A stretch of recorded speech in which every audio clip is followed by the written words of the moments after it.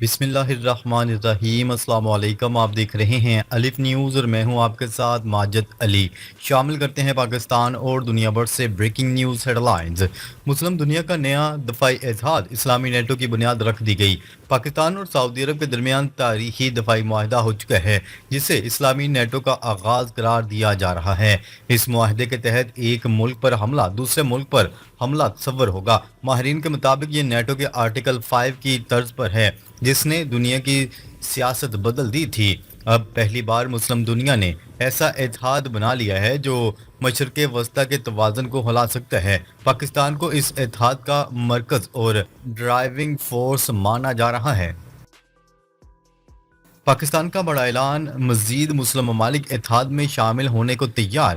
پاکستان کے وزیر خارجہ نے قومی اسمبلی کے فلور پر بڑا بیان جاری کر دیا۔ انہوں نے کہا ہے کہ سعودی عرب کے بعد کئی عرب اور غیر عرب مسلم ممالک شامل ہونے کے خواہاں ہیں۔ ترکی، ملائیشیا، قطر اور مصر جیسے ممالک دلچسپی ظاہر کر چکے ہیں۔ یہ اعلان سن کر بھارتی میڈیا اور اسرائیلی میڈیا میں کھلبلی مچ گئی۔ پاکستان کا یہ بیان دراصل پوری دنیا کے لیے گیم چینجر خبر بن چکا ہے۔ اسرائیل کے لیے خطرے کی گھنٹی، دفاعی اتحاد کو فوری روکنے کا مطالبہ۔ اسرائیلی میڈیا نے کھلے عام کہا ہے کہ یہ دفاعی معاہدہ ان کے لیے بڑا خطرہ ہے۔ ان کے تجزیہ کاروں کا کہنا ہے کہ اس اتحاد کو کسی بھی قیمت پر روکا جانا ضروری ہے۔ ان کا خدشہ ہے کہ اگر یہ اتحاد مکمل ہوا تو مشرق وسطی کا نقشہ بدل جائے گا۔ امریکی میڈیا بھی تسلیم کر رہا ہے کہ واشنگٹن کی ضمانتیں اب ناکافی ہو چکی ہیں، یعنی اسرائیل اب خود کو تنہا اور غیر محفوظ محسوس کرنے لگا ہے۔ پاکستان کا دو ٹوک پیغام، حرمین پر حملہ ہوا تو جواب اسلام آباد سے دیا جائے گا۔ پاکستان نے واضح اعلان کر دیا ہے کہ مکہ اور مدینہ پر حملہ پاکستان پر حملہ تصور ہوگا۔ وزیر خارجہ نے کہا ہے کہ اس بار کوئی بھی بھارت جیسا حملہ کرے تو یہ سعودی عرب پر بھی حملہ شمار ہوگا۔ پاکستان واحد ایٹمی مسلم طاقت ہے جس کا کردار فیصلہ کن ہو جائے گا۔ یہ اعلان سن کر بھارتی میڈیا بدحواسی میں آگ بگولا ہو رہا ہے۔ پاکستان کو اب باضابطہ طور پر اسلام کا محافظ کہا جا رہا ہے۔ محمد بن سلمان کا بڑا اقدام، پاکستان کو دوبارہ سعودی عرب بلا لیا۔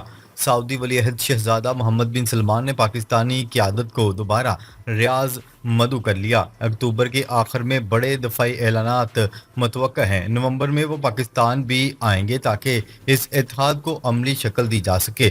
ذرائع کے مطابق بحرین، قطر اور مصر جیسے ممالک بھی اس معاہدے میں شامل ہو جائیں گے۔ یہی وہ لمحہ ہے جو عالمی طاقتوں کو ہلا کر رکھ دے گا۔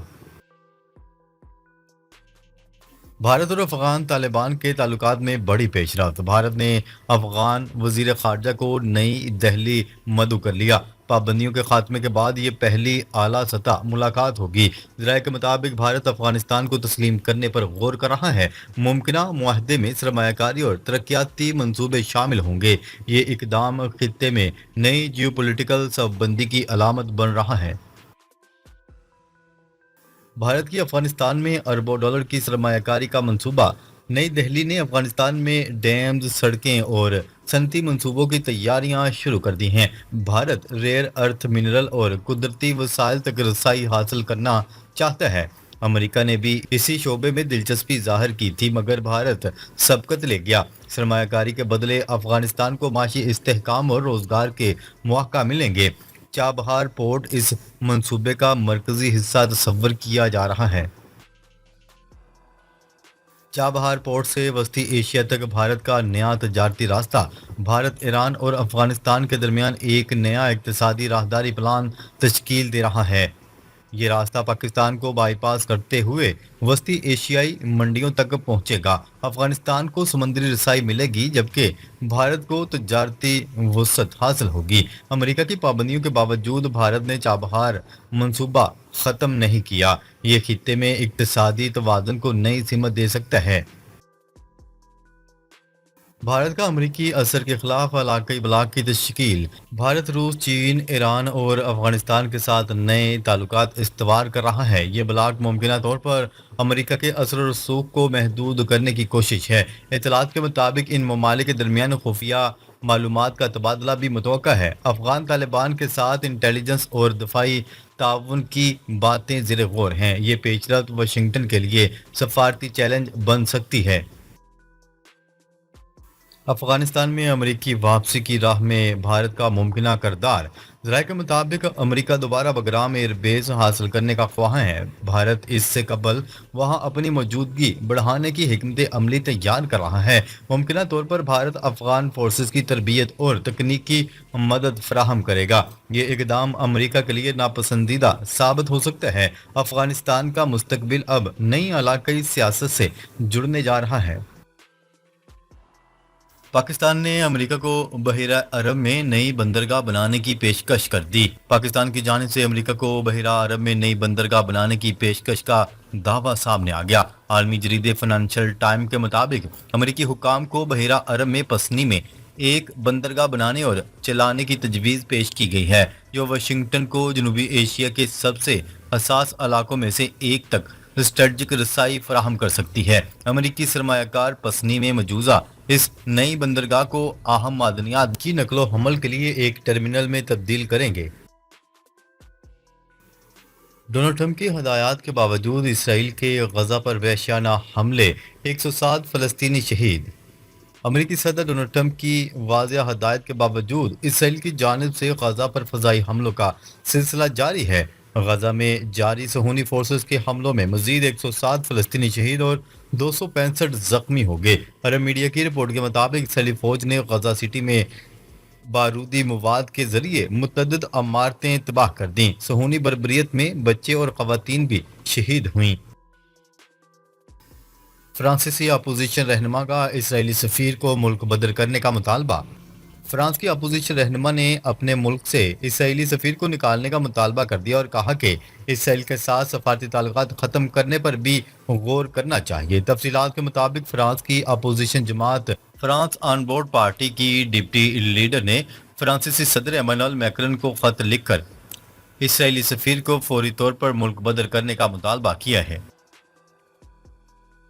غزہ سٹی میں آپریشن جاری ہے۔ ترجمان اسرائیلی فوج نے غزہ سٹی میں آپریشن جاری رکھا ہوا ہے، جبکہ شہریوں کو بھی واپس آنے سے روک دیا گیا۔ اسرائیلی فوج کے ترجمان نے غزہ سٹی کے شہریوں کو واپس آنے سے خبردار کرتے ہوئے کہا ہے کہ غزہ سٹی اب بھی خطرناک جنگی علاقہ ہے۔ اسرائیلی فوجی غزہ سٹی میں کارروائیاں کر رہے ہیں۔ اسرائیلی فوج کے ترجمان کا کہنا تھا کہ فلسطینی اپنی حفاظت کے لیے شمال کی طرف واپس جانے یا اسرائیلی فوجی سرگرمیوں والے علاقوں کے قریب جانے سے گریز کریں۔ ملائیشیا نے ڈونلڈ ٹرمپ کے غزہ امن منصوبے پر تحفظات کا اظہار کر دیا۔ مقامی میڈیا سے گفتگو کرتے ہوئے ملائیشیا کے وزیر اعظم انور ابراہیم کا کہنا تھا کہ امریکہ کی طرف سے پیش کیا گیا امن منصوبہ مکمل نہیں، منصوبے کے بہت سے پہلوؤں سے متفق نہیں ہے، لیکن ہماری موجودہ ترجیح فلسطینی عوام کی جان بچانا ہے۔ عرب ممالک کے دباؤ نے نیتن یاہو کو لچک دکھانے پر مجبور کیا۔ امریکی اخبار کا دعویٰ۔ قطر کے دارالحکومت دوحہ پر اسرائیلی فضائی حملے کے بعد امریکہ اور عرب ممالک کے دباؤ نے نیتن یاہو کو غزہ امن منصوبے پر لچک دکھانے پر مجبور کیا۔ امریکی اخبار نیو یارک ٹائم نے اپنی ایک رپورٹ میں دعویٰ کیا ہے کہ گزشتہ ماہ ستمبر میں اسرائیلی حملے نے قطر میں غزہ پر مذاکراتی عمل کو سبوتاژ کیا، جس پر خطے اور واشنگٹن سے شدید رد عمل سامنے آیا۔ نیا تنازع ہوا تو صبر نہیں کریں گے، بھارتی آرمی چیف کی پاکستان کو ایک بار پھر دھمکی۔ بھارتی فوج کے سربراہ نے پاکستان کو گیدڑ بھبکی دیتے ہوئے کہا ہے کہ اگر مستقبل میں کوئی نیا تنازع ہوا تو بھارت وہ صبر اور تحمل نہیں دکھائے گا جو آپریشن سندور کے دوران دکھایا گیا تھا۔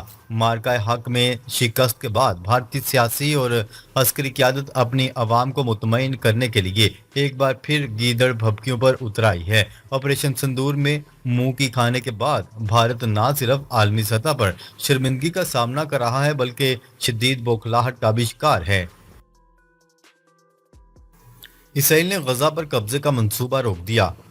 اسرائیل نے ڈونلڈ ٹرمپ امن منصوبے کے پہلے مرحلے پر فوری عمل کرتے ہوئے غزہ پر قبضے کا منصوبہ روک دیا۔ غیر ملکی خبرساں ایجنسی کی رپورٹ کے مطابق اسرائیلی فوج کے ترجمان کی جانب سے جاری بیان میں کہا گیا ہے کہ اسرائیلی فوج کے چیف آف اسٹاف کی زیر صدارت حالیہ پیش رفت کی روشنی میں اجلاس ہوا ہے، جس میں deputy chief of staff operations, intelligence اور پلاننگ ڈائریکٹوریٹ کے سربراہان سمیت دیگر نے شرکت کی۔ اسرائیل کے چیف آف اسٹاف کا کہنا تھا کہ اسرائیل نے غزہ پر فوری قبضے کا منصوبہ روک دیا ہے۔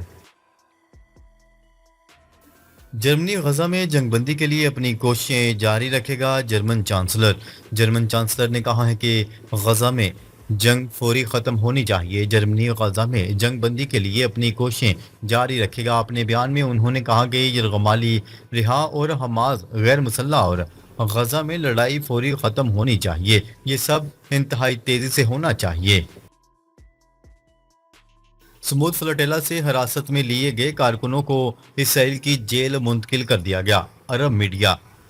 سمود فلوٹیلا سے حراست میں لیے گئے متعدد کارکنوں کو اسرائیل کی جیل میں منتقل کر دیا گیا ہے۔ عرب میڈیا نے دعویٰ کیا ہے کہ اسرائیل سے ملک بدر 4 اطالوی کارکن اٹلی پہنچ گئے ہیں۔ اسرائیلی وزیر خارجہ کا کہنا تھا کہ دیگر کارکنوں کی ملک بدری کا عمل جاری ہے۔